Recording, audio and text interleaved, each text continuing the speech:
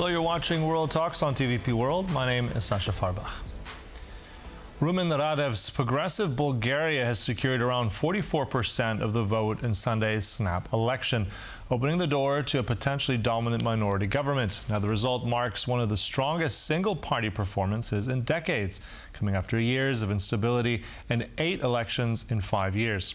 However, there's concern of how Radev, seen as pro-Kremlin, will approach foreign policy and relations with the European Union as well as Ukraine.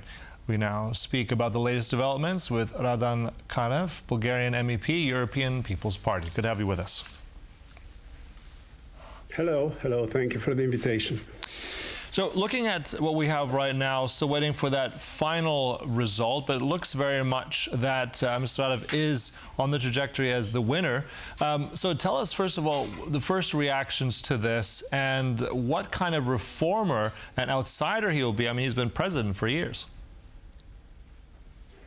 First, we have to say that it is virtually 100% certain that Mr. Radev will have a comfortable own majority in the parliament.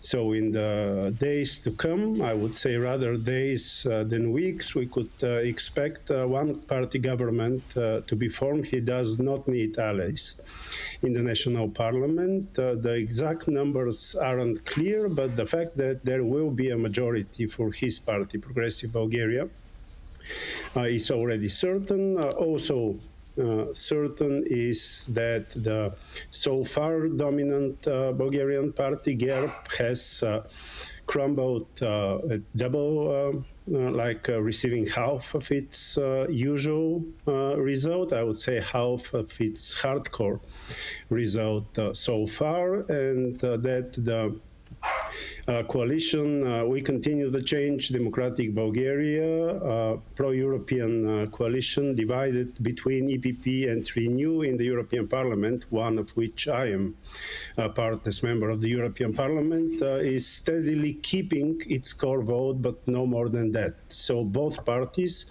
are between second and third place, still competing in the final results with a result around 13%, whereas Progressive Bulgaria has around 45% of the vote and a clear majority. A number of small parties are out of parliament, and a strongly pro-Russian nationalist party, which is part of the ESN group in the European Parliament, has lost 2/3 of its votes, but seems like will keep seats in parliament.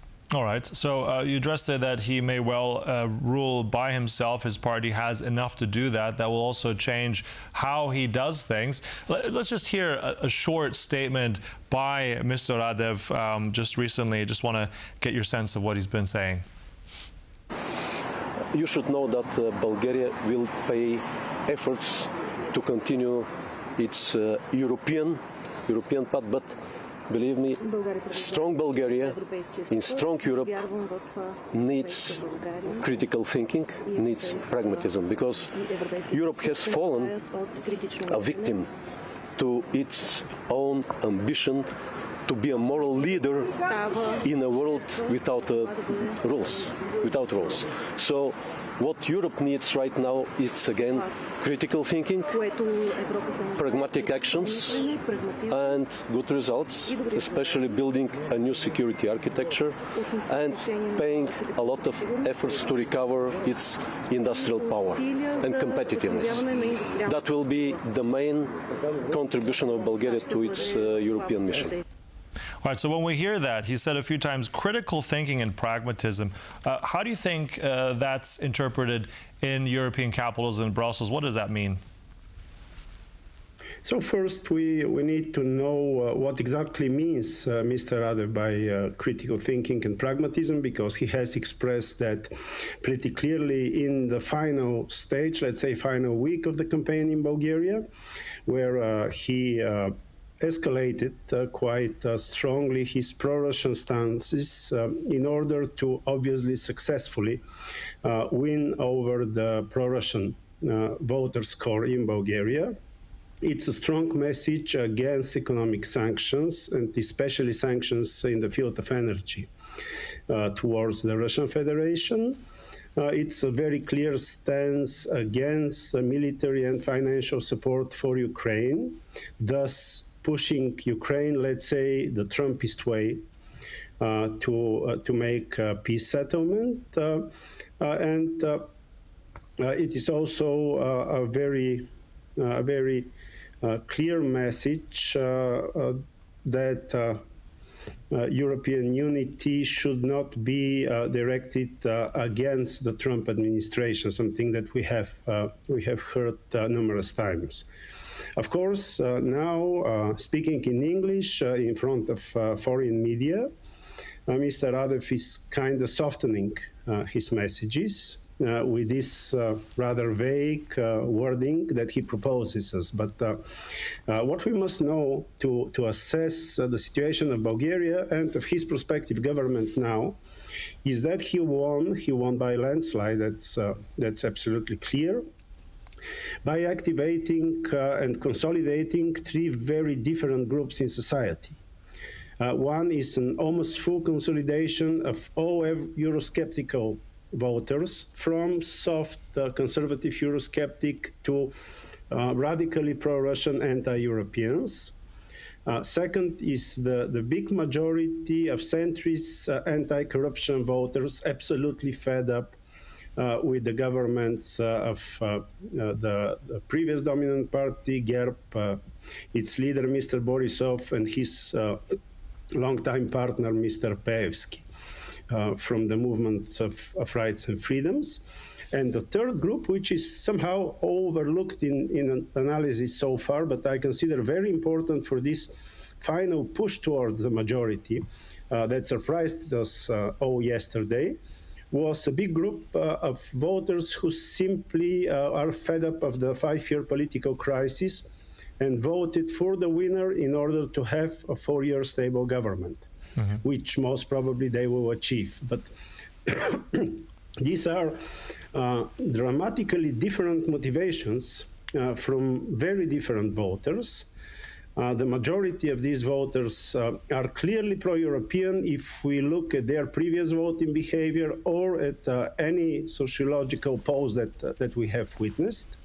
Yet a very significant minority within this voters' corps of progressive Bulgaria is clearly pro-Russian, and some of them also very much anti-European. So it will be a very, very difficult navigation for Mr. Radev, and we'll have to look first at his casting for ministers in order to assess which group of voters he will try to mostly comply with. All right. So as you said, I mean, we still have to analyze exactly what he means by that pragmatism. One thing I'm also curious about, I mean, this is something we'll also have to wait and see, but there was the outgoing government, I believe it was on March 30th, signed an agreement between Ukraine and Bulgaria, a 10-year defense agreement. I mean, this is looking at joint projects, looking at building drones, other weapons. And as far as we've looked at, I think about 4% of contribution to GDP in Bulgaria comes from the defense sector. So let's say, how much in danger is that agreement now? Will that carry on? How will he deal with this card? This will be a significant test, because Mr. Radev was highly critical towards this agreement, especially on the grounds that it's been signed by a caretaker government, not by a government chosen by a new parliament. A criticism which at the end of the day has certain political sense. But whether he will in any way confront this already signed agreement is highly questionable. Once again, it will be a big litmus test for what is to come in the next months and years. What line will Mr. Radev have, especially on the very critical topic of common European defense? Because as an ex-military, he was the chief of Bulgarian Air Forces for many years before becoming the president. He has always pleaded for stronger defense spending and stronger European defense. However, his stance on the consolidation of European defense policy is absolutely unclear. He had some flirts with the Trump administration, which we all know is very much working against the common defense strategy of Europe, although not so vocally and explicitly. Then we have another litmus test, because much before the agreement with Ukraine was signed by the caretaker government, the last regular government that we had signed the statutes of the so-called Board of Peace of Mr. Trump. And we haven't ever heard Mr. Radev's stance on the presence of Bulgaria in this rather bizarre configuration, especially more bizarre after the start of the war in Iran. Yeah, so if I jump in there, so I mean, there's so many different issues. I mean, the reality is that he will be that new leader of the country. Many things, how he tackles corruption, the economy, and defense, we'll have to see in those coming days and weeks to come. Thank you so much for all that. It was insight here by Radan Kanev, Bulgarian MEP from the European People's Party. Thank you. Thank you. And thank you for watching. That concludes World Talks, but stay right here on TVP World for more. Goodbye.